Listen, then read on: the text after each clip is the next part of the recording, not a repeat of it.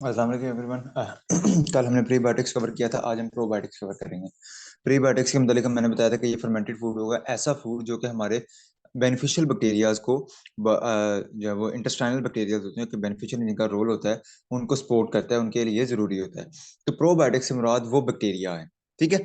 अब प्रोबायोटिक्स से बेसिकली मुराद ये आएगा, अगर तो वो गट के अंदर मौजूद है बैक्टीरिया पहले से, तो they are known as gut microbiota, gut beneficial microbes. लेकिन जब हम उनको एक्सट्रैक्ट आउट करते हैं और एक्सट्रैक्ट आउट करके उनकी कमर्शियल प्रोडक्ट बना लेते हैं कि उसके अंदर यानी कि एक ड्रिंक होगी, छोटी सी ड्रिंक होगी। और जिस तरह मुनीब साहब ने हमें मेले पे धोखे दिए थे ड्रिंक के छोटे छोटे, तो इस तरह के जो है ना वो ड्रिंक छोटी होती है, उसके अंदर जो है वो प्रोबायोटिक्स इनरिच्ड होती है। तो इसका मतलब ये है कि उसके अंदर बैक्टीरियाज प्रेजेंट है, बेनिफिशियल बैक्टीरियाज, जो कि मतलब अच्छे बैक्टीरिया होते हैं। तो वो कंज्यूम करने से वो हमारे गट के अंदर जाके जहाँ पर मतलब गट के अंदर जाते हैं, वहां पे जमा हो जाते हैं, वहां पे अटैच करते हैं और वो अपने बेनिफिशियल रोल्स को अदा करते हैं। ओके, तो live micro organism that provide health benefit on consumption in adequate amount. तो तीन चीजें इसके अंदर है, एक तो लाइव होना चाहिए, दूसरा पॉइंट क्या है कि हेल्थ बेनिफिट उसके प्रोवाइड होने चाहिए। दो पॉइंट है ऐसी, यानी कि अगर प्रोबायोटिक की बेसिक कैरेक्टरिस्टिक्स आपसे पूछी जाती है तो उनके अंदर दो चीजें आती हैं। लाइव होने चाहिए एक तो, और दूसरा क्या है कि उनका लाजमी उनको जो है ना हेल्थ बेनिफिट जो है वो प्रोवाइड करने आने चाहिए। और तीसरा पॉइंट इसने दिया हुआ है एडिकेट अमाउंट। इसका मतलब ये है कि अगर हम उसको ओवर कंजम्पशन करेंगे या अंडर कंजम्पशन करेंगे, तो दोनों केसेस में वो काम नहीं कर। ओवर कंजम्पशन से भी थोड़े से इशू हो सकते हैं, लेकिन ऐसा सच नहीं होता क्योंकि इतनी जगह ही नहीं होती इंटेस्टाइन के अंदर कि वो कॉलोनाइज कर जाए। ठीक है। और अंडर कंजम्पशन से डेफिनेटली जैसे ही आप थोड़ी कंज्यूम कर रहे हो और अंदर जो बॉडी के अंदर हार्मफुल बैक्टीरिया अगर ज्यादा हैं, तो they will overcome the effect of beneficial bacterias, और अल्टीमेटली बेनिफिशियल बैक्टीरिया सर्वाइव नहीं कर पाएंगे। ओके। सो प्रोबायोटिक्स के आगे उसने करेक्टरिस्टिक्स लिखी हैं। करेक्टरिस्टिक्स के अंदर चार पॉइंट हैं। पहले बेसिक दो पॉइंट है, लिविंग ऑर्गेनिज्म होना चाहिए। दूसरा ये है कि उनकी एक वो हेल्थ बेनिफिट प्रोवाइड करें। किस तरह हेल्थ बेनिफिट प्रोवाइड कर सकते हैं वो? दो तरीके से। Maintaining balancing of good and bad bacteria in GIT, यानी कि जैसे हम प्रोबायोटिक्स को का इंटेक करेंगे, गुड बैक्टीरिया का इंटेक करेंगे, वो जाकर वहां पर बैड बैक्टीरिया से compete करेंगे और एक बैलेंस कायम हो जाएगा। इससे क्या होगा? गट हेल्दी हो जाएगी। और दूसरा पॉइंट दिया हुआ है protecting immune system of host, और इम्यून सिस्टम ऑफ होस्ट को जो है वो प्रोटेक्ट करना है। तो ये दो मेन पॉइंट है। अगले इस साइड में इनकी डिटेल है। Maintaining balancing of a good and bad bacteria, healthy gut. Healthy gut क्या होगी? अच्छा, इससे क्या होगा कि जब बैलेंस रहेगा तो उससे गट क्या हो जाएगी? हेल्दी हो जाएगी। अब हेल्दी गट कौन सी है? जो कि तमाम के तमाम toxic material, pathogenic bacteria and all waste product, toxic material जितना भी है, वेस्ट प्रोडक्ट जितना भी बन रहा है, और जो भी हार्मफुल बैक्टीरिया वहां पर हैं, उनको produce during digestion and absorption of nutrients, यानी कि वेस्ट प्रोडक्ट जो कि डाइजेशन या एब्जॉर्प्शन ऑफ न्यूट्रिएंट के दौरान जो प्रोड्यूस होते हैं वहां इंटेस्टाइन के अंदर, उनको पैथोजेनिक बैक्टीरिया को और टॉक्सिक मटेरियल को एलिमिनेट अगर करती रहे गट, तो इसका मतलब यह है कि वो हेल्दी गट है। अगर बैड बैक्टीरिया इंक्रीज कर देगा तो डेफिनेटली उसकी वजह से वहां पर बैड बैक्टीरिया जो है वो डाइजेशन इश्यूज कॉज करवाएगा। जब डाइजेशन नहीं होगी तो आपकी बॉडी के अंदर चीजें सही तरह से एब्जॉर्ब नहीं होंगी। एब्जॉर्ब नहीं होंगी तो फटीग होगी, क्योंकि बॉडी को एनर्जी रिक्वायरमेंट नहीं पूरी हो रही। और जो चीजें अब इधर फटीग हो रही है और दूसरी तरफ जब एब्जॉर्ब ही सही तरह से नहीं हो रही, तो डायरिया में वो चीजें एक्सक्रीट आउट करेंगी, और इसकी वजह से आगे यूरिनरी ट्रैक्ट इन्फेक्शन और मसल पेन वगैरह भी होंगे। फटीग और मसल पेन एक तरफ आ जाएगा कि थकान हो जाना और दर्दें होना, और डाइजेस्टिव इशू और डायरिया एक पॉइंट आ जाएगा, और यूरिनरी ट्रैक्ट इन्फेक्शन एक पॉइंट आ जाएगा। तो अगर आपसे बैड बैक्टीरिया हाई हो जाए, इसकी वजह से क्या होता है तो आपको पता होना चाहिए तीन चीजें हैं: digestive issues and diarrhoea, fatigue and muscle pain, and urinary tract infection. आगे है pre protecting immune system of host. Probiotic do so by detoxify colon. वही चीजें ऊपर जो हमने बात की कि हेल्दी गट होती है कौन सी, जो कि तमाम के तमाम टॉक्सिक मटेरियल को निकाल सके। तो अगर टॉक्सिक मटेरियल निकल जाएंगे, और उसके अलावा ये क्या करती है, यानी कि डिटॉक्सिफाई कॉलन का मतलब ये है कि कॉलन के अंदर जो हार्मफुल मटेरियल है उसको निकाल देगी। स्टिमुलेट इम्यून सिस्टम को स्टिमुलेट करता है। Lower cholesterol, prevent lactose intolerance and produce metabolite that help in intestinal health. अब कोलेस्ट्रॉल लोअर कैसे करता है? बेसिकली इंटेस्टाइन, जो हमारी डाइट के अंदर कोलेस्ट्रॉल होता है, ये उसको बाइंड कर लेगा, उसको मजीद जो है वो बॉडी के अंदर एब्जॉर्ब नहीं होने देगा। ठीक है। जब एब्जॉर्ब नहीं होने देगा तो उसकी वजह से लोअर हो जाएगा कोलेस्ट्रॉल। और एक और मैकेनिज्म है जो कि हम आगे बात करेंगे। लैक्टोज इंटॉलरेंस को किस तरह बचाता है? क्योंकि कुछ ऐसे इंजाइम है जो कि लैक्टेज इंजाइम को प्रोड्यूस करते हैं। तो जब इंजाइम प्रोड्यूस करते हैं तो डेफिनेटली लैक्टोज इंटॉलरेंस नहीं होगी। और बहुत से ऐसे मेटाबोलाइट्स प्रोड्यूस करते हैं जो कि इंटेस्टाइनल हेल्थ के अंदर रोल प्ले करते हैं। अगर इम्यूनिटी लो होगी तो उसकी वजह से बहुत से इन्फेक्शन हो सकते हैं, एलर्जिक रिएक्शन हो सकते हैं, ऑटोइम्यून डिसऑर्डर्स हो सकते हैं। और ऑटोइम्यून डिसऑर्डर्स के अंदर क्रोहन डिजीज दी हुई है, अल्सरेटिव कोलाइटिस दिया हुआ है, और रिमेटॉइड आर्थराइटिस दिया हुआ है। क्रोहन डिजीज बेसिकली होती है अगर आपका सिर्फ सिर्फ वो अ, अगर आपका सिर्फ इंटेस्टाइन का लार्जर आखिरी जो पार्ट है वो अफेक्ट हो रहा है, सॉरी, अगर पूरी की पूरी इंटेस्टाइन इफेक्ट हो रही है तो क्रोहन डिजीज आएगी। अगर सिर्फ लास्ट पार्ट है जो कोलन होता है वो अटैक हो रहा है तो उसकी वजह से अल्सरेटिव कोलाइटिस और रूमेटॉइड आर्थराइटिस जो होता है ये जॉइंट्स का पेन होता है और इसके अंदर जॉइंट्स का इशू आ जाता है। तो ये सारी की सारी चीजें जो है वो ऑटो इम्यून डिसऑर्डर्स के अंदर आती है। तो एग्जांपल्स आपको पता होने चाहिए विद रेफरेंस के इनके अंदर होता क्या है। अच्छा, आगे है WHO selection criteria of microbe as a probiotic. अब प्रोबायोटिक्स हैं क्या? बेसिकली तो माइक्रोब है ना, कोई भी बैक्टीरिया। तो उसके अंदर उन्होंने कहा कि इसका सिलेक्शन क्राइटेरिया क्या होना चाहिए। आपका ये 1.5 पेज है जो कि मैंने ये एक टेबल में समराइज करने की कोशिश किया, और मैंने एक स्टोरी इस तरह बनाई थी कि सबसे पहले देखिए आपके पास रेलिवेंस है। सबसे पहले आप कई सोर्स से फाइंड, कोई भी चीज अगर आपके पास आई है तो उसका सबसे पहले यही होता है ना, आई कहाँ से है। तो इसलिए वो कहते हैं कि आपने एक्सट्रैक्ट कहाँ से करना है, ह्यूमन ओरिजिन। कि वो जो बैक्टीरिया जो आपने प्रोबायोटिक्स के तौर पे अपने प्रोडक्ट जो बनाना है ना, उसका जो उसके अंदर जो बैक्टीरिया आएंगे वो ह्यूमन रीजन से आएंगे। ह्यूमन रीजन से कहाँ से लेंगे? वो बेबी जो इन्फेंट होता है उसकी फीसिस जो होती हैं, जो उसका वेस्ट मटेरियल होता है, वहां से एक्सट्रैक्ट आउट करते हैं प्रोबायोटिक्स को, उसको फिर प्योरीफाई करके और फिर उसको इस्तेमाल किया जाता है। तो वो भी एक सोर्स है। तो ह्यूमन ओरिजिन होना चाहिए उसका, नॉन टॉक्सिक होना चाहिए, और GRAS generally recognize as safe. ये एक मेडिकल इसकी फार्मास्यूटिकल की टर्म है कि इसके अंदर अगर आप जनरली रिकग्नाइज सेफ से मुराद है कि अगर ओवरऑल आप दे देते हो लोगों को कि आप इसकी डेली कंजप्शन करें तो वो सेफ होना चाहिए। ठीक है, अनटिल अनलेस कोई बहुत ज्यादा कंजप्शन कर रहा है तो फिर उस केस में वो अनसेफ होता है। Okay, source it must be from human GIT. वही ऊपर वाली बात मैंने की, जैसे ह्यूमन ओरिजिन होना चाहिए, नॉन टॉक्सिक होना चाहिए। इसी वजह से उसको रेलेवेंस, देखो जो चीज इंसान के अंदर से निकली है तो वो इंसान से ही रिलेटेड होगी ना। तो इंसान के अंदर जो चीज आ रही है वो इंसान को नॉन टॉक्सिक होगी। तो 2 पॉइंट आपके पास क्लियर हो गए। इन्हीं 2 पॉइंट की बेस पे अगले 2 पॉइंट आ गए, सोर्स और सेफ्टी का। सोर्स के अंदर यही कह रहा है कि ह्यूमन जीआईटी होना चाहिए। ठीक है, और सेफ्टी के अंदर ये होना चाहिए कि ये जो बैक्टीरिया एज अ प्रोबायोटिक इस्तेमाल किया जाएगा वो नॉन पैथोजेनिक होना चाहिए और एंटीबायोटिक रेजिस्टेंट ना हो। उसकी वजह क्या है कि एंटीबायोटिक का जब हम इस्तेमाल करें तो उससे एंटीबायोटिक रेजिस्टेंट जीन ना कैरी करता हो बेसिकली। जब एंटीबायोटिक जीन ये कैरी करते हैं ना, अगर ये बैक्टीरिया गुड बैक्टीरियाज भी, तो जब हम इनको कंज्यूम करेंगे तो ये इंटेस्टाइन में जाके हार्मफुल बैक्टीरिया को अपना जीन ट्रांसफर कर देते हैं। जब जीन ट्रांसफर होता है तो हार्मफुल बैक्टीरिया एंटीबायोटिक रेजिस्टेंस हो जाता है।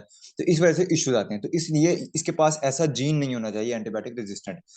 आगे 3 पॉइंट इसने स्टेबल के दिए हुए हैं। अच्छा, अब आपको पता लग गया। अब सबसे पहले यही होता है ना, आपने सोचा कि मैं कौन सा बैक्टीरिया लूं, तो आपने कहा अच्छा यार ह्यूमन के ओरिजिन से निकालते हैं, जो कि ह्यूमन ओरिजिन होना चाहिए और नॉन टॉक्सिक होना चाहिए। ठीक है, अब उसके बाद आपने चलो जी ठीक है हमने निकाल लिया। अब निकालने के बाद आपने उसको इंडस्ट्री के अंदर प्रोसेस करना है। जाहिर सी बात है, अगर आपने फीसिस ले लिए, एक इन्फेंट की फीसिस ले ली है कि यहाँ से हम निकालेंगे, तो उसके बाद आपने इसको इंडस्ट्री में जो है वो करना है।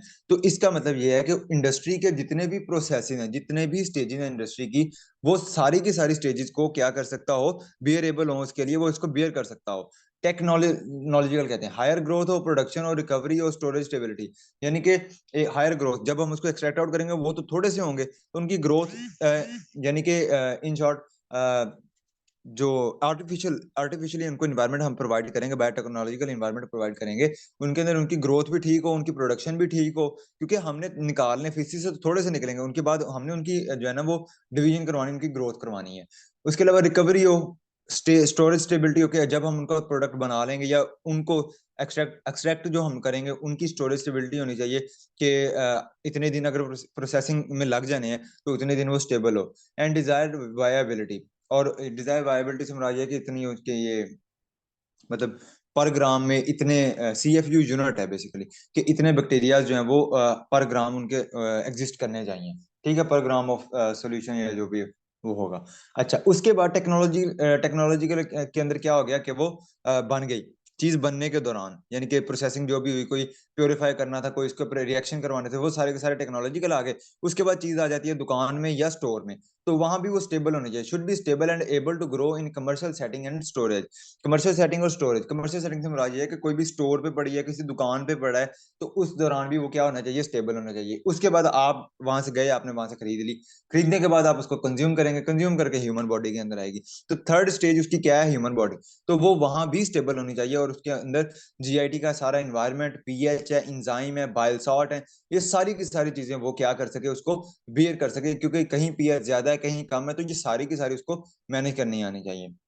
अच्छा, आपने कंज्यूम कर ली। अब कंज्यूम करने के बाद वो जाती है, वो स्टमक की पीएच को बर्दाश्त करती है, आगे एंजाइम्स के जुल्म सितम को बर्दाश्त करती हुई बाइल साल्ट्स की तमाम तर जो है वो मुश्किल पैदा की गई मुश्किलात को निपटते हुए वो पहुंच जाती है आपके लार्ज इंटेस्टाइन के अंदर। अब वहां पर क्या है कि वहां पर जाके वो बेघर है, बेसहारा है, तो उसको वहां पर घर मिलना चाहिए। उसके अंदर ये कैपेबिलिटी होनी चाहिए कि वो इतनी सेल्फ इंडिपेंडेंट हो वो इतना सेल्फ इंडिपेंडेंट हो बैक्टीरिया, कि वो इंटेस्टाइनल सेल एपिथेलियम के अंदर जाकर अटैच कर सके, वो अडेयर कर सके। जब वो अडेयर करेगा तो जाहिर सी बात है, इंटेस्टाइन की वॉल तो बढ़ने लगी नहीं है। एक दीवार है, अगर उसके ऊपर 100 स्टिकर लग सकता है तो 100 ही लगेगा, या पिछला उतरेगा तो नया लग सकता है। ठीक है, तो जब वहां पर जाके अच्छे बैक्टीरिया लग जाएंगे, तो नॉन पैथोजेनिक, जो पैथोजेनिक बैक्टीरिया होंगे, जो हार्मफुल बैक्टीरिया होंगे, उनके पास जगह ही नहीं बचेगी कि वो वहां पर अटैच कर सके। अच्छा, तो अब जाकर वो अटैच करके, अब जो पहले से लगे हुए हैं हार्मफुल बैक्टीरिया, उनके साथ क्या होना चाहिए, वो कंपिटिटिव हो, उनको खत्म करें। ठीक है, नेचुरल हार्मफुल माइक्रोफ्लोरा जो भी होगा, उनके साथ क्या करें, वो रेजिस्ट करें। उनके साथ भी एंटी माइक्रोबियल एजेंट है, बैक्टीरियोसिन्स हैं, बैक्टीरियोसिन्स होते हैं जो बैक्टीरिया अपना हार्मफुल मटेरियल रिलीज करता है दूसरे को मारने के लिए, एंड एसिड्स। तो जो भी वहां पर चीजें आ रही हैं, उनको क्या कर सकते हो, वो कंपीट करके वहां पर सर्वाइव कर सकते हो। और एट द एंड बॉडी, उसका पर्पस क्या था कि होस्ट को जो है वो बेनिफिट प्रोवाइड करना। तो एट द एंड उनका फंक्शन जो है, जितने भी प्रोबायोटिक्स है, एक्सपेक्टेड फंक्शन है, जो हमने ऊपर बात भी की कि बैलेंस एक तो होना चाहिए, इम्यून सिस्टम को करना चाहिए, उसके अलावा बड़े सारे उसके और फंक्शन है, तो वो सारे के सारे फंक्शन आगे भी हम फंक्शन की बात करेंगे, वो प्रोवाइड करता हो। ठीक है, ये तक यहाँ तक हमारी थी एक एक कहानी। आगे है safety of human origin product. हमने ऊपर बात की थी कि ह्यूमन ओरिजिन से होने चाहिए। तो ह्यूमन ओरिजिन के अंदर कहता है कि जब आप ह्यूमन ओरिजिन से प्रोबायोटिक्स लेंगे, तो they will be the safest, वो सबसे ज्यादा सक्सेसफुल है in case of commercial aspects के अंदर भी, और सेफ्टी के एस्पेक्ट में। कमर्शियल एस्पेक्ट से मुराद ये है कि वो शेल्फ लाइफ उनकी ज्यादा होगी, वो ज्यादा स्टेबल है, और जब ह्यूमन उन्हें कंज्यूम करेंगे, तो उस केस में भी उनको नुकसान कोई नहीं पहुंचाएंगे। Microbe work best in the environment related to their origin. जैसे मैंने पहले बताया कि जिस इन्वायरमेंट से आप निकालेंगे बैक्टीरिया को, वही इन्वायरमेंट में अगर दोबारा लगाएंगे तो वहां पर वो बेस्ट काम करता है। तो अगर आप ह्यूमन इंटेस्टाइन से ही उसको लेते हैं, और बाद में ह्यूमन इंटेस्टाइन में ही उसे भेज देते हैं, तो उससे क्या होगा, उसके लिए वहां पर काम करना आसान होगा। अच्छा, ये था पुराना कॉन्सेप्ट कि जिस ओरिजिन से लें उसी ओरिजिन में उसको जाना चाहिए। अब जो नया कॉन्सेप्ट है वो WHO और एफओ ने कहा है कि way of action of a probiotic, कि एक प्रोबायोटिक काम किस तरह करता है, कौन सा ऐसा मैकेनिज्म है जिसके थ्रू वो बेनिफिट प्रोवाइड कर सकता है ह्यूमन को, वो ज्यादा इंपॉर्टेंट है बनिस्बत इसके कि वो लिए कहाँ से गए हैं। क्योंकि because origin of probiotic is not clear that in which part of Einstein that specific strain grow. क्योंकि ओरिजिन तो हमें कभी स्पेसिफाई नहीं हुआ। ओवरऑल जनरल बात करेंगे तो हम कहेंगे ह्यूमन वाला जो ह्यूमन से एक्सट्रैक्टेड प्रोबायोटिक होगा वो ह्यूमन के लिए बेनिफिशियल है। लेकिन अगर आप कहेंगे कि अच्छा इस स्पेसिफिक पार्ट ऑफ इंटेस्टाइन का बैक्टीरिया था, इसी स्पेसिफिक पार्ट में आगे लगे, तो जब नैरो कर देंगे फिर उसके अंदर बहुत ज्यादा रिस्ट्रिक्शन है, बहुत ज्यादा नॉलेज का लैक है कि पता नहीं कौन से पार्ट से वो बैक्टीरिया सर्वाइव जो है वो एक्सट्रैक्ट आउट हुआ है, या किस पार्ट में वो जो है वो एडहेयर किया हुआ था। तो इस वजह से अब जो है वो नई जो रिसर्च है, ये नया कॉन्सेप्ट वो ये कहता है कि way of action of a probiotic is more important.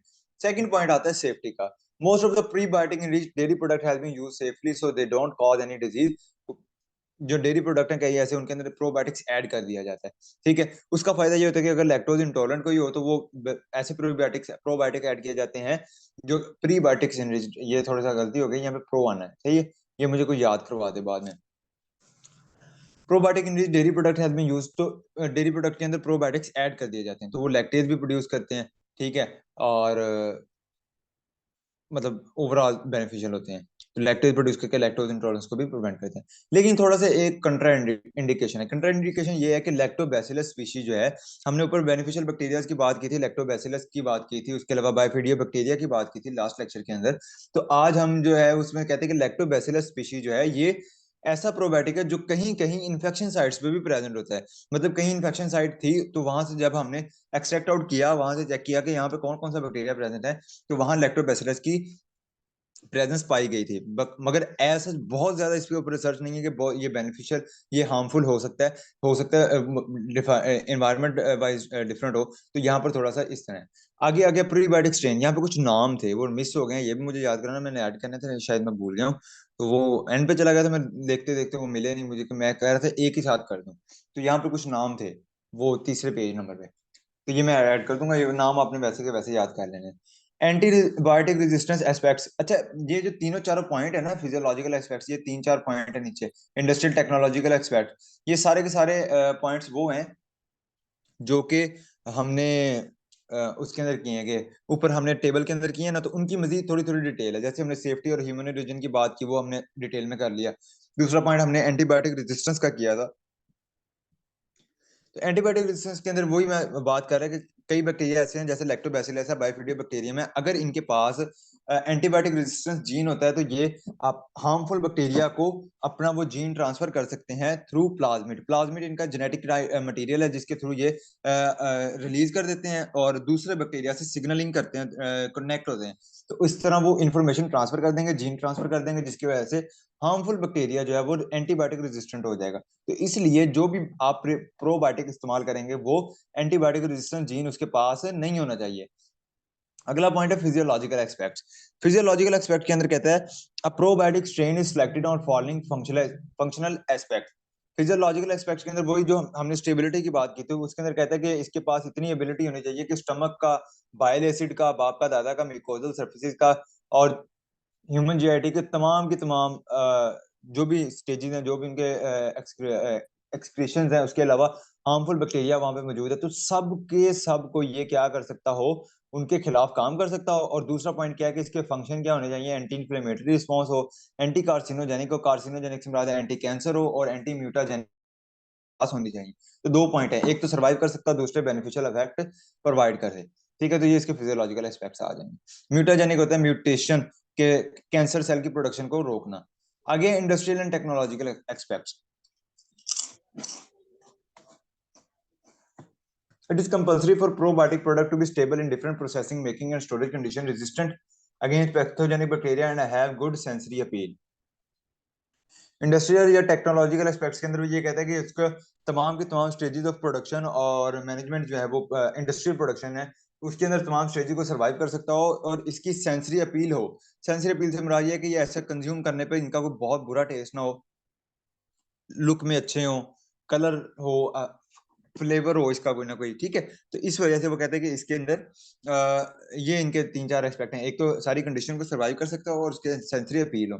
When changing the consistency of food, it is important to make sure that the microflora in the food is protected and that the change doesn't harm its effectiveness.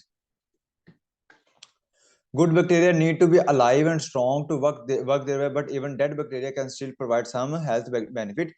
It is best if the prebiotic can grow in number during processing to provide more benefit, but this doesn't work for long-term storage.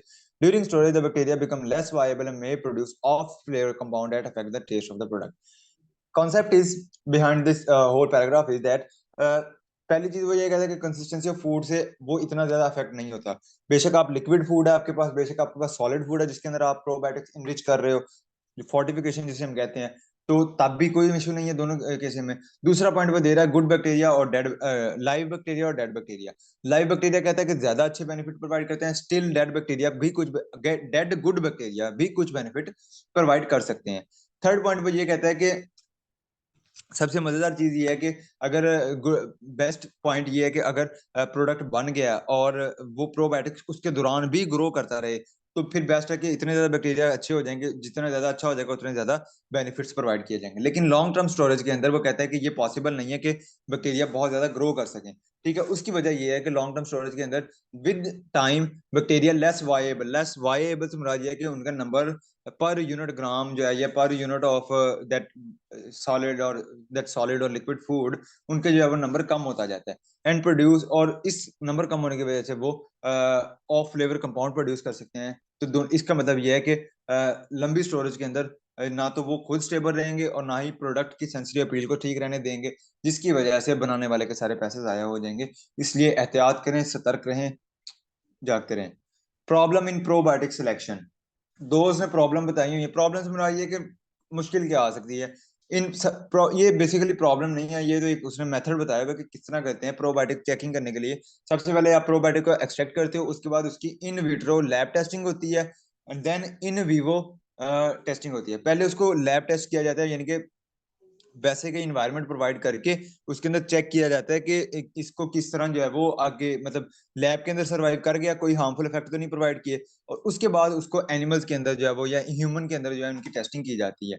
अब check किस किस चीज के लिए किया जाता है कि बाइल साल्ट को रजिस्ट कर रहे हैं कि नहीं कर रहे, ह्यूमन एपिथेलियल सेल यानी कि इंटेस्टाइनल सेल के अंदर ये क्या ये सर्वाइव कर पाएंगे, क्या उसके साथ अटैच हो पाएंगे या नहीं हो पाएंगे, हाइड्रोलेज एक्टिविटी कि इनकी एक्टिविटी ठीक है, कम्पिटिटिव इनहिबिशन कि ये जो साथ वाले हार्मफुल बैक्टीरिया है उनको खत्म कर सकते हैं कि नहीं। तो इन शॉर्ट ये सारी तीन चार पॉइंट जो हैं, इनके लिए उनको चेक किया जाता है पहले लैब के अंदर, फिर उनको चेक किया जाता है ह्यूमन के अंदर इंसर्ट करके। Role of probiotic in functional food development.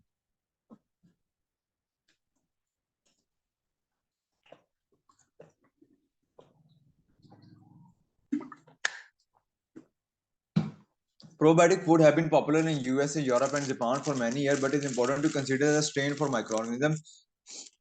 वो कहते हैं कि प्रोबायोटिक फूड तो ज्यादा इस्तेमाल किया जाता है, लेकिन अच्छा मेन चीज ये चेक करनी होती है आपने कि माइक्रो ऑर्गेनिज्म का स्ट्रेन कौन सा है, कौन सी वाली टाइप, कौन सी वाली स्पीशी इस्तेमाल की जा रही है। बाइफिडियो बैक्टीरिया है, लैक्टोबैसिलस है, इसके अंदर आगे और टाइप्स हैं बहुत सारी, कौन सी इस्तेमाल की जा रही है। The number of colony forming unit पर सर्विंग, एक सर्विंग के अंदर कितने ज्यादा बैक्टीरिया होंगे।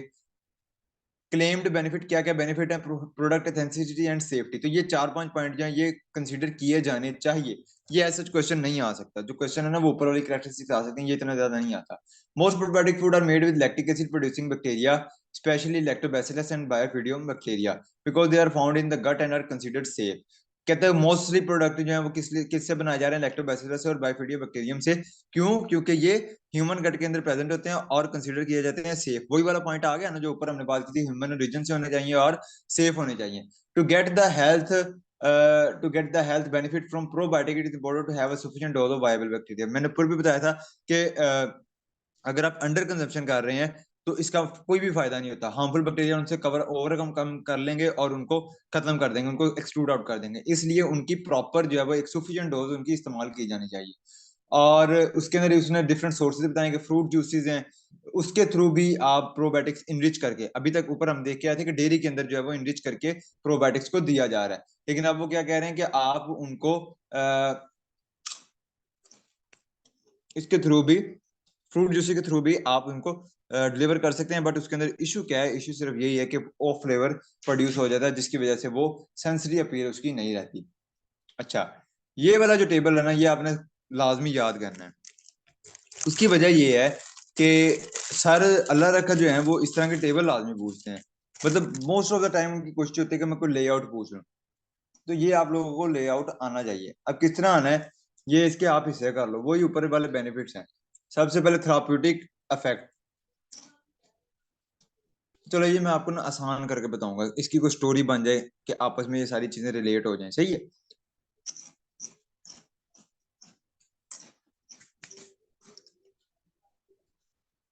फिलहाल बाकी बेनिफिट्स पे चलते हैं।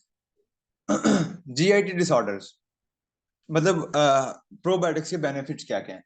सबसे पहले एंटीबायोटिक रिलेटेड डायरिया, जीआईटी के अंदर एंटीबायोटिक रिलेटेड डायरिया। एंटीबायोटिक क्या होता है, एंटीबायोटिक जब हम एंटीबायोटिक की ओवर कंजम्पशन करते हैं तो उसकी वजह से जो है बॉडी के अंदर, क्योंकि एंटीबायोटिक को नहीं पता कि ये अच्छा बैक्टीरिया ये बुरा है, उसको पता है कि ये बैक्टीरिया है और उसने बैक्टीरिया के खिलाफ काम करना है। तो उसकी वजह से ओवर यूज की वजह से बहुत सारे बैक्टीरिया, बेनिफिशियल बैक्टीरिया भी जो है वो तबाह हो जाते हैं, जिसकी वजह से डिसबैक्टीरियोसिस हो सकता है। डिसबैक्टीरियोसिस का मतलब यही है कि बेनिफिशियल बैक्टीरिया का कम हो जाना। उसके अलावा कई ऐसी डिजीजेज हैं जैसे कि गैस्ट्रोएंटराइटिस है, इसकी वजह से भी गट की बायोकेमिकल प्रोफाइल जो है वो खराब हो जाती है। तो एंटीबायोटिक के ओवर इस्तेमाल की वजह से या कुछ ऐसी डिजीजेज लाइक गैस्ट्रोएंटेराइटिस, इस तरह की बीमारियों की वजह से बॉडी के अंदर या इंटेस्टाइन के अंदर गट अच्छे बैक्टीरिया हैं इनकी हो जाती है कमी। अब कमी हो जाती है तो उससे ओवरऑल क्या होता है कि हमें बाहर से उसके कंजप्शन चाहिए, हमें बाहर से प्रोबायोटिक्स इनटेक करना है ताकि हम मैनेज कर सकें। दूसरा पॉइंट है अल्सर। अल्सर के अंदर कहता है कि inflammation and peptic ulcer is caused by inflammatory cytokine. Basically सिर्फ यही है कि जो उधर हार्मफुल बैक्टीरिया प्रेजेंट होते हैं ना गट के अंदर, उनके अंदर एक ये भी है, एच पाइलोराई भी है, उन्हीं में से एक बैक्टीरिया है, सही है। तो उसके अंदर ये आता है कि inflammation and peptic ulcer is caused by inflammatory cytokine. अब ये इन्फ्लेमेटरी साइटोकाइन का मतलब सिंपल प्रोटीन होता है। तो इन्फ्लेमेटरी साइटोकाइंस कहाँ से आ रही हैं? ये इन बैक्टीरिया से आ रही हैं। एच पाइलोराई है और इसके अलावा और बहुत सारे हार्मफुल बैक्टीरिया जो कि गट के अंदर प्रेजेंट हैं, वो इन इन्फ्लेमेटरी साइटोकाइंस को प्रोड्यूस करते हैं। उनकी वजह से बहुत सारी बीमारियां होती हैं जिनके अंदर इन्फ्लेमेशन है। पहले सबसे पहले स्टेज इन्फ्लेमेशन ही है। इन्फ्लेमेशन की वजह से वहां पर जो इंटेस्टाइनल वॉल है वो खराब होनी शुरू हो जाएगी, डिटोरिएट होनी शुरू हो जाएगी। जब डिटोरिएट होनी शुरू हो जाएगी तो peptic ulcer, gastritis, carcinoma by inhibiting, तो इस तरह की बीमारियां आ जाएंगी। Inhibiting beneficial and promoting pathogenic bacteria. Probiotics reduce inflammatory cytokine in. अच्छा, प्रोबायोटिक्स का क्या रोल होगा कि वो जो बेसिक कॉज था इन्फ्लेमेटरी साइटोकाइन उसको खत्म करेंगी। 10 लोग CFU यानी कि कॉलोनी, क्या था इसका, सॉरी ये MCQ आना है, colony forming units per serving. Colony forming C, what is CFU? इसकी डेफिनेशन भी गूगल कर लेना, ये आ जाती होती है, सर ने मेरा ख्याल है हमारे पेपर में ये पूछी थी।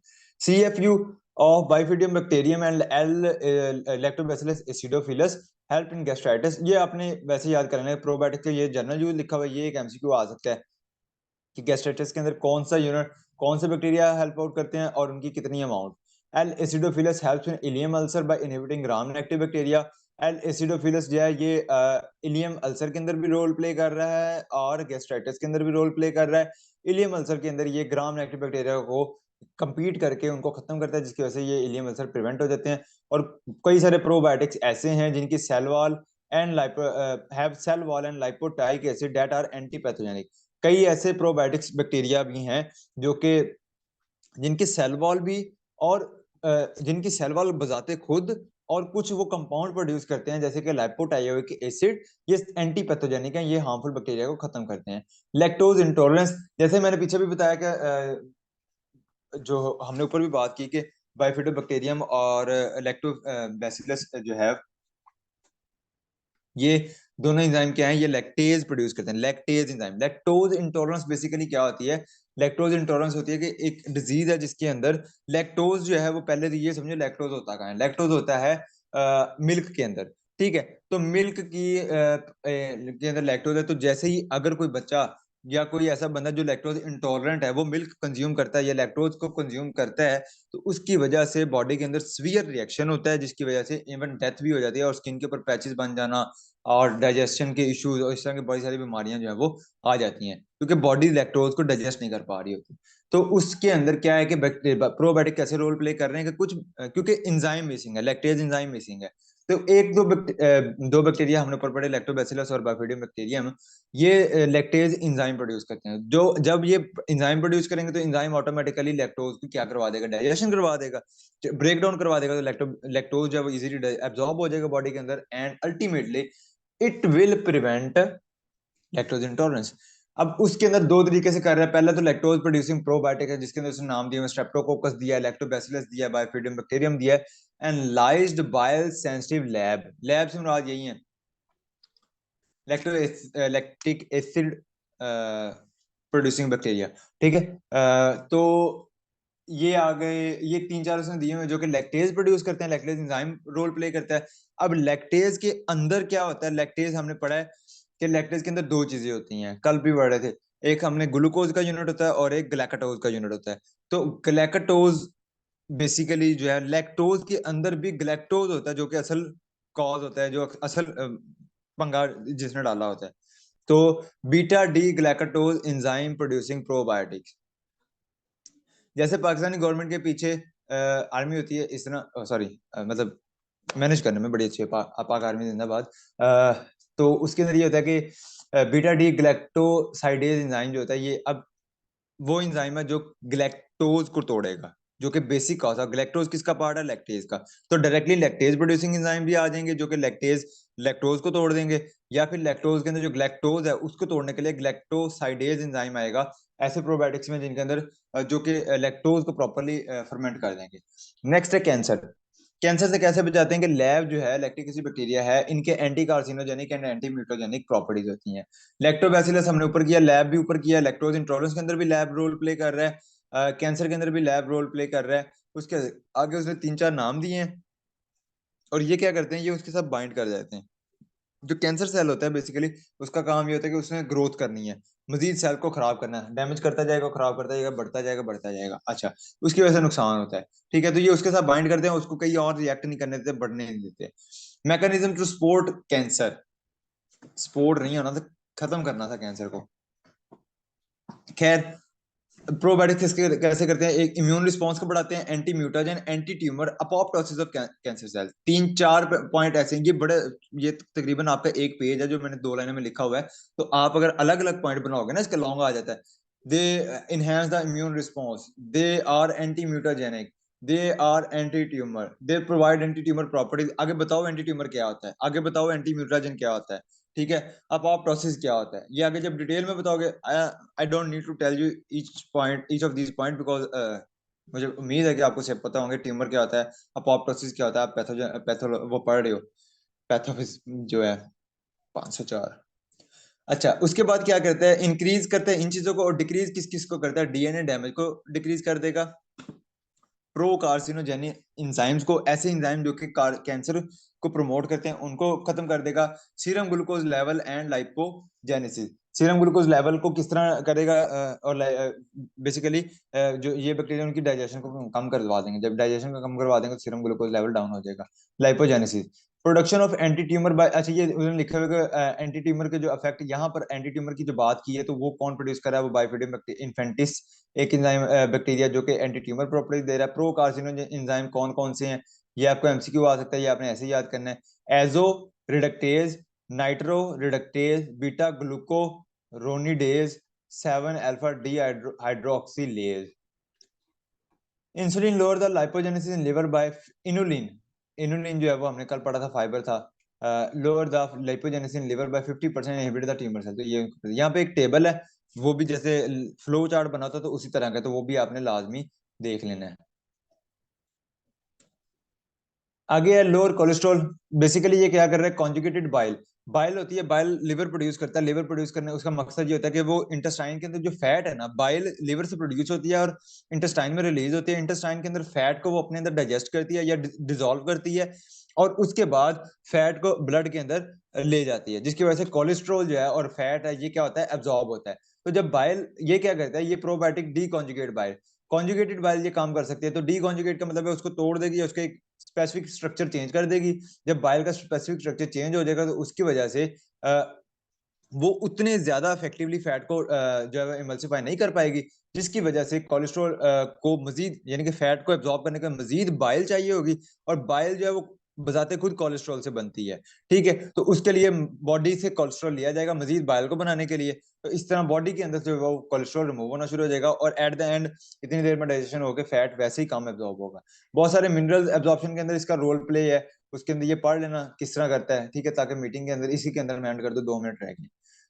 प्रोड्यूस फाइटेज एंजाइम, फाइटेज फाइटिक इसके अंदर होता है एब्जॉर्प्शन है। फाइटिक एसिड आपने नाम सुना होगा, वीट के अंदर प्रेजेंट होता है। ये बहुत सारे एंजाइम्स को अपने साथ, बहुत सारे मिनरल्स को अपने साथ बाइंड कर लेता है, जिसकी वजह से वो एब्जॉर्ब ही नहीं हो पाते बॉडी के अंदर। हाइपरटेंशन को कैसे बचाएगा? Probiotic produce bioactive compound angiotensin converting enzyme. ये बेसिकली वो एंजाइम है जो कि एंजियोटेंसिन 1 को एंजियोटेंसिन 2 में कन्वर्ट करता है। एंजियोटेंसिन 2 जो है वो आगे क्या, एक मैकेनिज्म के थ्रू आपकी वेसल साइज को, वेसल की जो विड्थ होती है उसको कम करवा देता है। जैसे ही कम होती है तो प्रेशर बढ़ जाता है, जाहिर सी बात है जब आप पाइप को दबाते हो तो प्रेशर तेज हो जाता है ना, तो इसकी वजह से ये उसके अंदर क्या करवाता है? वेजो कंस्ट्रिक्शन करवा देता है, जिसकी वजह से ब्लड प्रेशर तेज हो जाता है। तो प्रोबायोटिक क्या करेगा? इस एंजाइम को इनहिबिट कर देगा, एंजियोटेंसिन 2 का लेवल 2 डाउन हो जाएगा, जिसकी वजह से वो वेजो कंस्ट्रिक्शन नहीं करवा पाएगा और ब्लड प्रेशर जो है वो कम हो जाएगा। इरिटेबल बाउल सिंड्रोम, ये ऐसा सिंड्रोम है जिसके अंदर जो है वो आपकी इंटेस्टाइन एरियल है वहां पर फंक्शनल डैमेज हो जाता है, उसका वो प्रॉपरली फंक्शन नहीं कर पाती, स्ट्रक्चरल डैमेज नहीं होता, वो आईबीडी होता है। ठीक है, probiotic do so by providing ये एंटी इन्फ्लेमेटरी, वहां पे इन्फ्लेमेशन से बचाते हैं, बैक्टीरियल ग्रोथ को और ट्रांसलोकेशन को। सारे पॉइंट हम पीछे कर चुके हैं कि किस तरह वो ओवरऑल बेनिफिट प्रोवाइड कर रहा है, इसी तरह वो वहां पर कॉलन हेल्थ को भी प्रमोट कर रहा है। सिम्बायोटिक, सिम्बायोटिक का मतलब ये है, सिम्बायोटिक ऐसा रिलेशन होता है जिसके अंदर दो चीजें आपस में मतलब आपस में मिलके काम करती हैं। तो उसके अंदर प्रीबायोटिक और प्रोबायोटिक अगर आपस में मिलके काम करते हैं, तो अगर आप दोनों को कंज्यूम करते हो एक साथ, तो प्रीबायोटिक हेल्प करता है प्रोबायोटिक्स को कि वो उसकी यानी कि प्रीबायोटिक प्रोबायोटिक की डाइट बन जाता है, और प्रोबायोटिक एट द एंड इंसानों को या जो भी होस्ट ऑर्गेनिज्म होता है उसको जो है वो बेनिफिट प्रोवाइड करता है। बहुत सारे प्रीबायोटिक ऐसे हैं, फ्रुक्टोलिगोसाइड है, इनुलिन है, इनके बड़े सारे न्यूट्रिशन एस्पेक्ट हैं। The shorter DP molecule, DP होता है ये चेन लेंथ होती है, rapid growth of probiotic, while the longer chain molecule sustain